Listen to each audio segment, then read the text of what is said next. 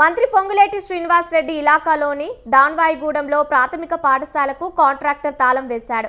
4 ఏళ్ల క్రితం కాంట్రాక్టర్ స్కూల్ను నిర్మించాడు. ఈ క్రమంలో తన వద్ద డబ్బు లేకపోవడంతో నాటి హెడ్ మాస్టర్ వద్ద 3 రూపాయల వడ్డీకి 3 లక్షల రూపాయలు అప్పు తెచ్చి పాఠశాలను నిర్మించానని కాంట్రాక్టర్ చెబుతున్నాడు. రోజు రోజుకు వడ్డీ ఎక్కువ అవుతుందని వాపోయాడు. తన డబ్బులు ఇప్పించాలంటూ స్కూల్ గేట్కి తాళం వేసి కుటుంబ సభ్యులతో కలిసి పెట్రోల్ బాటిల్ పట్టుకొని స్కూల్ ఎదుట బైఠాయించాడు. దీంతో పిల్లలు స్కూల్ బయట నిరీక్షించాల్సిన పరిస్థితి నెలకొంది. తనకు చేసిన పనికి రావాల్సిన నగదు 11 లక్షలు రావాల్సి ఉండగా తనకు తాను చేసిన పనికి 6 లక్షలు ఇస్తే చాలని ప్రభుత్వాన్ని వేడుకుంటున్నాడు.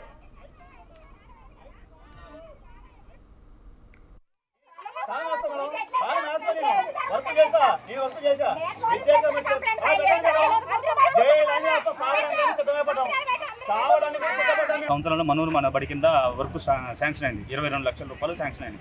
అయితే నీ విద్యాకం చేయడం నాకు అంత స్తోమత లేదు, నీ పెట్టుబడి పెట్టలేవను, నా దగ్గర డబ్బులు లేవు అని చెప్పి నేను చేయను అంటే ఇక్కడ వచ్చామను కొంతమంది ఏఈ గారు నవ్యజ్యోతి గారికి ఏం చెప్పారంటే మీరు స్టార్ట్ చేయండి వరకు నేను ముందు పెట్టుబడి పెడతామని చెప్పి 3 రూపీస్ ఇంట్రెస్ట్కి హెచ్ఎం గారే 3 లక్షల రూపాయలు ఇచ్చారు. మాకు 3 రూపీస్ ఇంట్రెస్ట్కి హెచ్ఎం గారే 3 లక్షలు ఇప్పించాక నేను ఊళ్ళో కూడా నాకు తెలిసిన వాళ్ళ దగ్గర వేరే సత్యనారాయణ గారని కమ్మాయన ఆయన దగ్గర తీసుకొచ్చి వర్క్ చేయించాక 10 లక్షల రూపాయలు అమౌంట్ పడింది. 10 లక్షలు పడగానే అల్ల నుంచి ముందు ఆమె ఇంట్రెస్ట్ హెచ్ఎం గారు ఇచ్చి నాగేంద్రమ్మ గారు ఇచ్చిన డబ్బులు ఆమె తీసేసుకొని మీద డబ్బులు ఇచ్చాక మళ్ళీ వర్క్ మళ్ళీ స్టార్ట్ చేసి మళ్ళీ ఉన్నది మొత్తం కంప్లీట్ చేసినాక మన కన్నల కేంద్ర గారు రూపాయి కటింగ్ చేశారు. ఆ రూపాయి కటింగ్ చేశాక 22 లక్షలలో నేను పెట్టుబడి నా సొంతంగా పెట్టిన డబ్బులు 10 లక్షల రూపాయలు.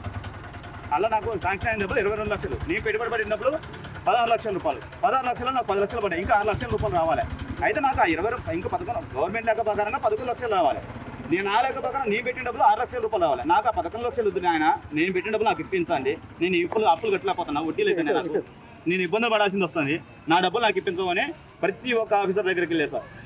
ఫస్ట్ ఏఈ దగ్గరికి వెళ్ళా, మా పరిధి లేదన్నారు. డిఈ దగ్గరికి వెళ్ళా, ఈఈ దగ్గరికి వెళ్ళా, ఎంఈఓ దగ్గరికి వెళ్ళా, ఎంఈఓ డిఓ దగ్గరికి వెళ్ళా, ఆయన దగ్గర నుంచి కలెక్టర్ దగ్గరికి వెళ్ళా. కలెక్టర్ దగ్గరికి వెళ్తే మళ్ళీ డిఓ గారికి రాశారు.